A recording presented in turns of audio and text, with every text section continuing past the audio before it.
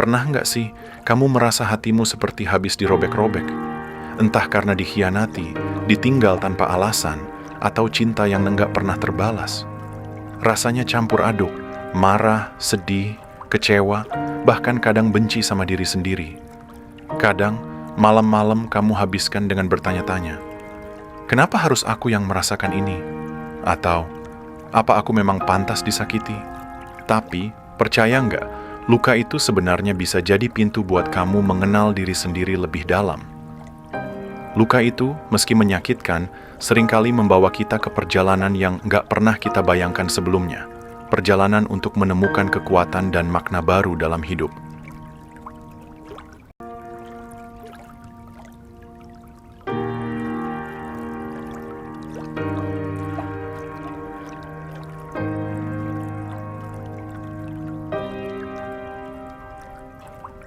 Setiap orang pasti pernah terluka. Entah itu karena cinta, keluarga, atau sahabat. Luka itu nggak kelihatan, tapi efeknya bisa lama banget. Kadang, kita jadi susah percaya sama orang lain, gampang marah, atau malah jadi dingin sama dunia.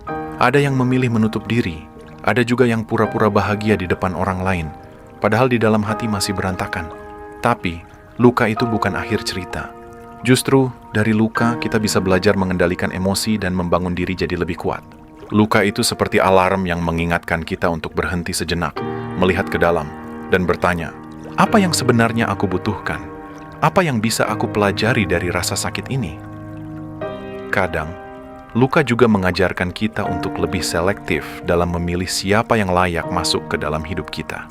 Mengendalikan emosi bukan berarti menahan semua perasaan, bukan juga pura-pura kuat atau selalu kelihatan bahagia. Mengendalikan emosi itu tentang mengenali apa yang kita rasakan, menerima, lalu memilih respon yang sehat. Misal, saat kamu marah atau kecewa, coba tarik napas dalam-dalam, kasih waktu buat diri sendiri, dan jangan langsung bereaksi. Kadang, diam sebentar itu jauh lebih bijak daripada ngomong atau bertindak saat emosi lagi tinggi. Banyak orang berpikir, mengendalikan emosi itu artinya menekan perasaan, padahal justru sebaliknya. Kita perlu jujur sama diri sendiri, mengakui kalau kita sedang marah, sedih, atau kecewa. Setelah itu, baru kita bisa memilih cara yang sehat untuk mengekspresikan perasaan itu. Bisa dengan menulis, berbicara dengan orang yang dipercaya, atau sekadar menangis. Jangan takut untuk merasa, karena perasaan itu manusiawi. Yang penting jangan biarkan emosi mengendalikan hidupmu. Cinta memang bisa jadi sumber kebahagiaan, tapi juga bisa jadi sumber luka paling dalam.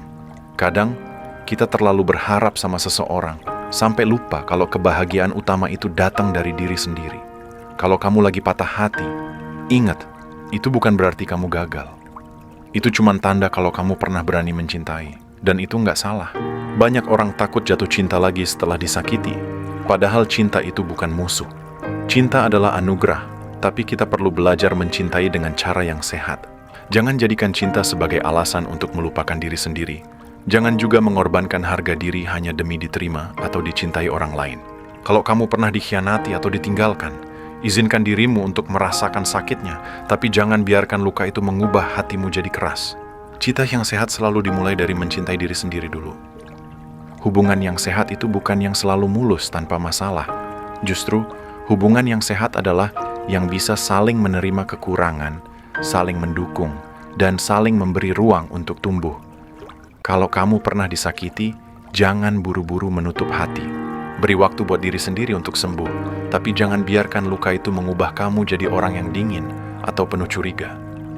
Dalam hubungan, komunikasi itu penting.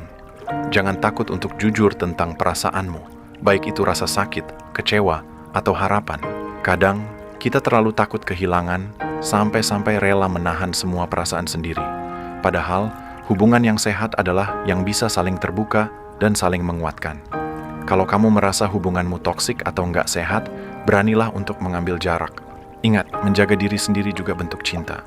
Self-healing, itu penting. Luangkan waktu untuk diri sendiri. Bisa dengan menulis jurnal, meditasi, olahraga, atau sekadar jalan-jalan sendiri. Jangan takut untuk menangis, karena itu juga bagian dari proses penyembuhan. Ingat, kamu nggak harus selalu kuat. Kadang, mengakui kalau kamu sedang rapuh itu justru langkah pertama untuk bangkit. Banyak orang merasa bersalah saat merasa lemah, padahal itu manusiawi. Proses healing itu nggak instan, kadang butuh waktu berminggu-minggu, bahkan berbulan-bulan. Yang penting, jangan buru-buru. Nikmati setiap prosesnya dan jangan bandingkan perjalananmu dengan orang lain. Setiap orang punya waktu dan cara sendiri untuk sembuh. Belajar memaafkan juga bagian dari pengendalian diri. Memaafkan bukan berarti melupakan atau membiarkan orang lain menyakiti kita lagi. Tapi, memaafkan itu tentang membebaskan diri dari beban emosi negatif. Dengan memaafkan, kamu memberi ruang buat hati kamu untuk sembuh dan menerima kebahagiaan baru. Kadang, memaafkan itu lebih sulit daripada marah. Tapi, dengan memaafkan, kamu membuktikan bahwa kamu lebih besar dari rasa sakit itu. Memaafkan juga bukan berarti kamu harus kembali dekat dengan orang yang menyakitimu. Cukup lepaskan beban di hati dan lanjutkan hidupmu dengan damai. Jangan biarkan dendam atau amarah menguasai hidupmu, karena itu hanya akan menyakiti dirimu sendiri. Jangan lupa, kamu berhak bahagia. Luka dan kegagalan di masa lalu bukan penentu masa depanmu. Setiap orang punya kesempatan untuk berubah dan tumbuh jadi versi terbaik dari dirinya.